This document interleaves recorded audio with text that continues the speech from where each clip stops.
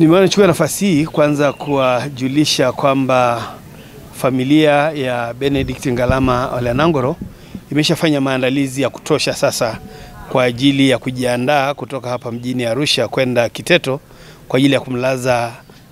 kulaza mwili wa marehemu Benedict Ngalama Ole Nangolo katika kijiji chake cha Oropopongi kule Kibaya, Kiteto. Benedict Ngalama Ole Nangolo, kama mnavyojua, pamoja na kufanya kazi katika mashirika mbalimbali yasiyo ya kiserikali, lakini pia amewahi kuwa mbunge wa jimbo la Kiteto na kubahatika pia kuteuliwa na Mheshimiwa Rais Jakaya Mrisho Kikwete kuwa naibu waziri wa mifugo na maendeleo ya uvuvi. Sasa ratiba ilivyo sasa ni kwamba kesho tarehe 12 mwili wa Benedict Ngalama Ole Nangolo utachukuliwa kutoka hospitali ya Mount Meru, na baada ya kuchukuliwa kutoka pale na baada ya misa ndogo itakayofanyika nyumbani, basi mwili ule utasafirishwa kutoka Arusha kwenda Kibaya, ambao utawasili jioni kesho na tarehe 12,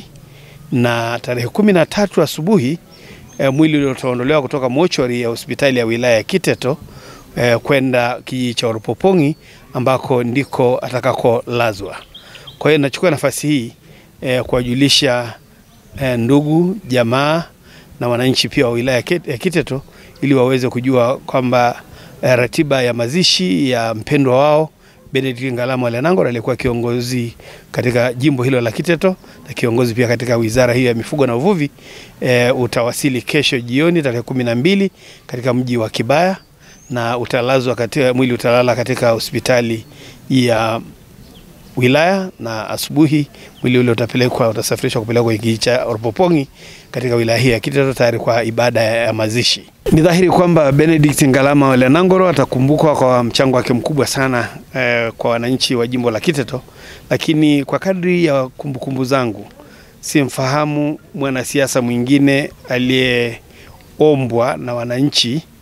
kugombea nafasi ya ubunge. Mara nyingi wanasiasa wanajitokeza kwenda kugombea nafasi hizi, na wengine kuchaguliwa na wengine kushindwa kuchaguliwa. Lakini itakumbuka kwamba mara baada ya kifo cha Benedict Losuruti aliyekuwa mbunge wa jimbo la Kiteto, wananchi wa wilaya ya Kiteto walitafakari nani sasa akabidhiwe mikoba ya kuwakilisha jimbo la Kiteto katika bunge la Jamhuri ya Muungano. Wakati huo Benedict Ngalama Ole Nangolo akiwa anafanya kazi katika mashirika ya asasi za kiraia kwa maana ya shirika la Codes, lakini wakati huo wananchi walifunga safari, viongozi wa mila, viongozi wa chama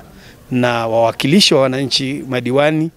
kwenda kumsihi Mheshimiwa Benedict Ngalama Ole Nangolo kuamua kuja kugombea ubunge wa jimbo la Kiteto. Kwa hiyo huyu ndio mwanasiasa ninayejua kwamba amekwenda kugombea ubunge kwa kuombwa na wananchi. Wengine sisi tulikwenda kugombea kwa hiari yetu na kuamua kwenda